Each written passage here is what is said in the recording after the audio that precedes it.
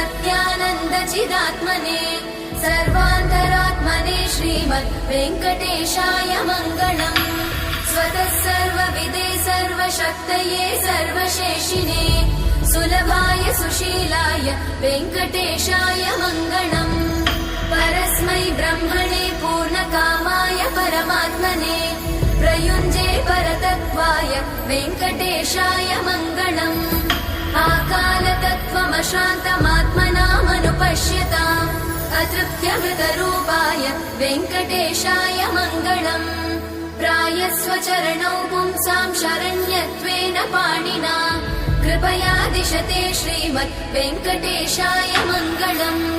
दयामृततरङ्गिण्यास्तरङ्गैरिव शीतलै अपाङ्गैः सिञ्चते विश्वम् वेङ्कटेशाय मङ्गलम्। स्रग्भूषाम्बर